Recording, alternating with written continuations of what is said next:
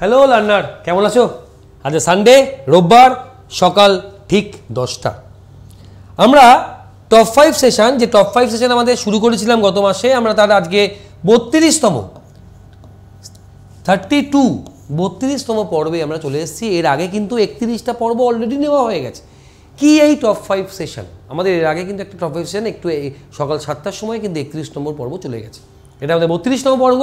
কি এই top 5 session? আমাদের যে অঙ্কের, আমাদের যে বিপুল পরিমাণ অঙ্কের সম্ভার, যে 10,000 মতন আমার কাছে কোয়েশ্চেন ব্যাংক আছে, ম্যাটেরিয়াল আছে, তার থেকে 5টা করে কোয়েশ্চেন নিয়ে এক একটা ছোট সেশন বানানো হয়েছে, যার এটা 32তম পর্ব। তুমি যদি হিসাব করে দেখো 32 × 5 করলে এখানেও কিন্তু 160খানা অঙ্ক আমার হয়ে গেল, মানে ডিফারেন্ট অঙ্ক। এগুলো একদম বাছাই করা অঙ্ক। তোমরা যদি চাও তবে এর প্রিভিয়াস অঙ্কগুলো দেখতে পারো।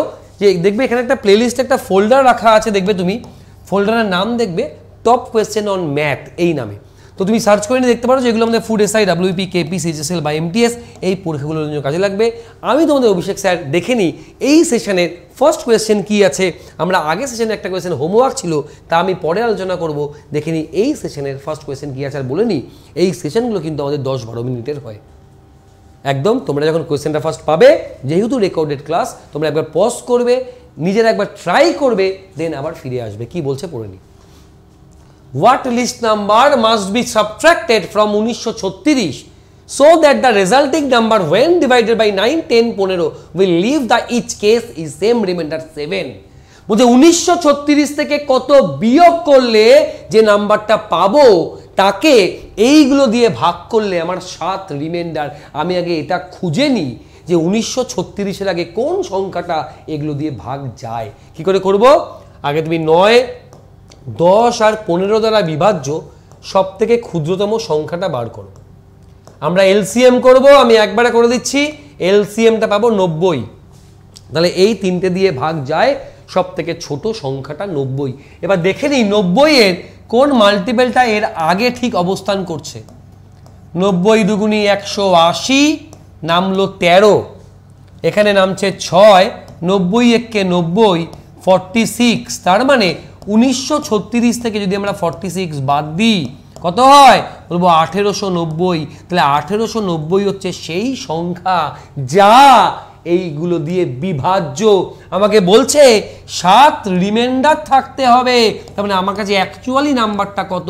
অ্যাকচুয়ালি নাম্বারটা 1897, যাকে 9, 10 আর 15 দিয়ে ভাগ করলে 7 রিমাইন্ডার। আমাকে বলছে এই নাম্বারটা পেতে গেলে এখান থেকে কত বিয়োগ করতে হবে? তুমি ডিফারেন্সটা দেখে নাও। বলবো স্যার 39 বাদ দিতে হবে। তাহলে ওই নাম্বার থেকে যদি আমরা 39 বাদ দিই, তাহলে যে সংখ্যাটা পাবো এক্স্যাক্টলি সেই নাম্বারটাকে 9, 10 আর 15 দিয়ে ভাগ করলে আমরা কিন্তু 7 রিমাইন্ডার পাবো। ক্লিয়ার করতে পারলাম?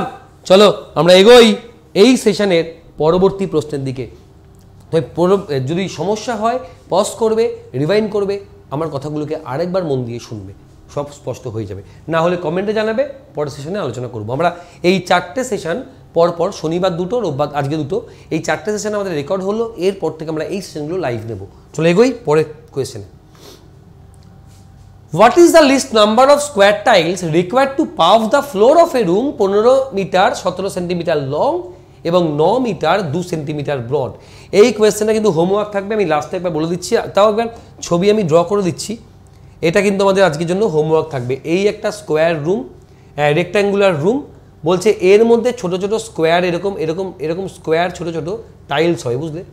এরকম ছোট ছোট স্কোয়ার টাইলস হবে। এগুলো স্কোয়ার, আমার ছবিতে হয়তো ভালো হচ্ছে না, সব এগুলো স্কোয়ার হবে। বলছে এই রুমটার লেন্থ হচ্ছে 15 মিটার 17 সেন্টিমিটার আর ব্রেড হচ্ছে 9 মিটার 2 সেন্টিমিটার। তাহলে বলছে সব থেকে কম সংখ্যায় কতগুলো টাইলস লাগবে। এটা তোমায় থাকবে হোমওয়ার্ক। এর উত্তর তোমরা কিন্তু কমেন্ট সেকশনে দেবে, এখানে নয়। আমরা 33তম পর্বে এর হোমওয়ার্ক নিয়ে আলোচনা করব, এই কোয়েশ্চেনটা নিয়ে। চলে যাই পরের কোয়েশ্চেনে।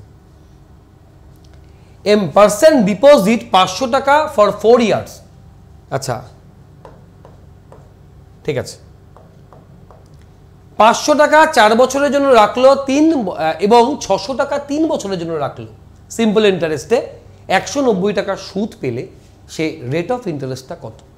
সহজ কোয়েশ্চেন। আমরা সূত্র জানি I = PRT/100। সম্ভবত এই অঙ্কটা আমাদের 36তম লক্ষ্য সিরিজের পর্বে হয়েছে। একবার বলবে তো ঠিক না ভুল বললাম?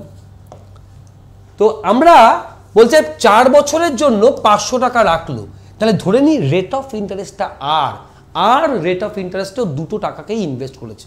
তাহলে 500 টাকাকে আর রেটে 4 বছরের জন্য রাখলে ও যেটা সুদ পাবে তার মানটা এটা, এবং 600 টাকাকে আর রেটে 3 বছরের জন্য রাখলে যেটা পাবে সেটা সুদটা এটা।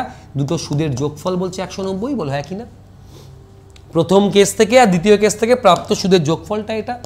সলভ করব, বলবো 4 5 20 আর প্লাস 3 6 18 আর ইকুয়াল টু 190। দাঁড়াও, এখান থেকে আমরা বলবো 38 আর মানে 190, তাহলে এখান থেকে আর এর মানটা বলবো 190/38, 19 দিয়ে কাটলে 10, 19 দিয়ে 2, 10/2, রিকোয়ার্ড রেট অফ ইন্টারেস্ট 5%। চলে যাই আমরা পরবর্তী প্রশ্নে। নেক্সট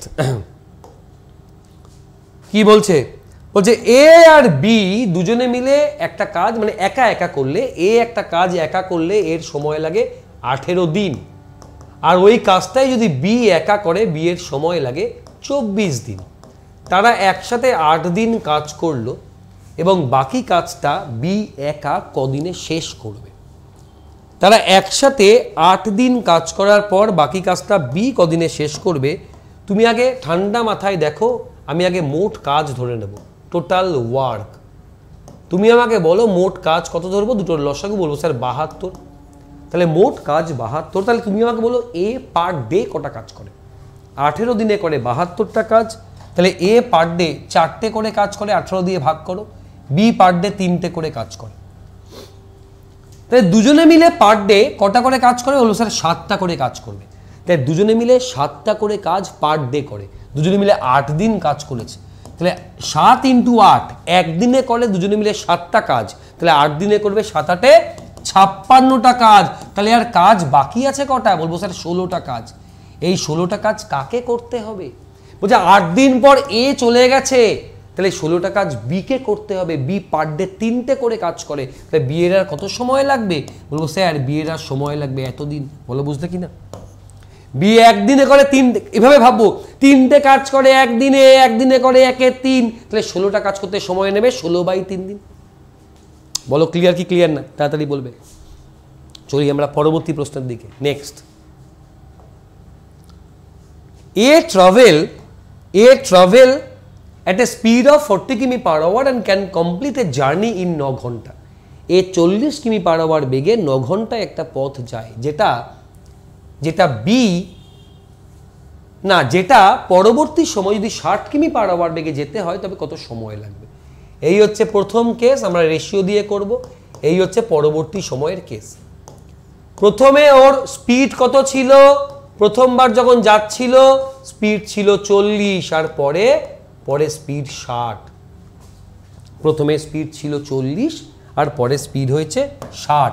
তাহলে কাটাকাটি করো 2:3। তাহলে বলো আমাকে টাইম টেকেন রেশিওটা কি হবে? সময়ের রেশিও। তাহলে সময়ের রেশিও হয়ে যাবে 3:2। প্রথমে যদি ওর 3 ইউনিট টাইম লাগে তাহলে পরে লাগবে 2 ইউনিট টাইম। প্রথমে ওর কত লাগছিল? বলবো 9 ঘন্টা। তাহলে এই 3 মানেই ভাই 9 ঘন্টা। কগুণ? 3 গুণ। তাহলে এটাকেও 3 দিয়ে গুণ করো, বলবো 6 ঘন্টা সময়। তাহলে পরে যদি ও 60 km/h বেগে যায় তবে ওই রাস্তাটাই কভার করবে 6 ঘন্টায়। বোধগম্য হলো কি হলো না? কও কও কও তাড়াতাড়ি। একটা হোমওয়ার্ক ছিল, দেখে নেব। দাঁড়াও, এটা ছিল আগের সেশনের হোমওয়ার্ক। এটা হয়তো অনেকেই পারে, কিন্তু উত্তরটা করার সময় ভুল করে বসে। ফোর্থ প্রপোর্শন চেয়েছে। ফোর্থ প্রপোর্শন মানে প্রথমে 3টে তোমাকে দেওয়া থাকবে, বুঝলে? ফার্স্ট নাম্বারটা তোমাকে দেওয়া থাকবে, সেকেন্ড নাম্বারটা তোমাকে দেওয়া থাকবে, থার্ড নাম্বারটা দেওয়া থাকবে, ফোর্থ তোমাকে বার করতে হবে। ফোর্থ প্রপোর্শন মানে first number is to second number equal to third number is to fourth number. তাহলে এখানে ফার্স্ট নাম্বারটা কত? 9.6 কেজি। সেকেন্ড নাম্বারটা কত? 7.2 কেজি। কারণ প্রথম দুটোর মধ্যে ভাগ তুমি নিজে দেখতে পাচ্ছ। ইকুয়াল টু থার্ড নাম্বারটা কত? 28.8 মিটার। তাহলে ফোর্থ নাম্বারটা কত হবে? Question mark. First number by second number equal to second number by third number. এগোই আমরা। এই পয়েন্ট গেল, কেজি কাটলাম।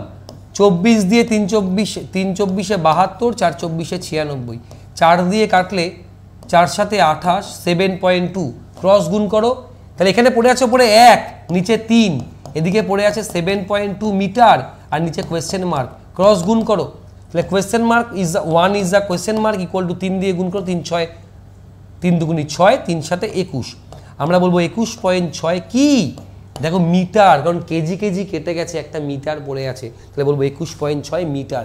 অনেকে ভুল করে এটা 21.6 কেজিকে দাগিয়ে দেয়। ইন্টারেস্টিং কোয়েশ্চেন, খেয়াল করতে হবে। তো চলো থাক, একটা কোয়েশ্চেন হোমওয়ার্ক দিয়েছি, সেশন এত অবধি।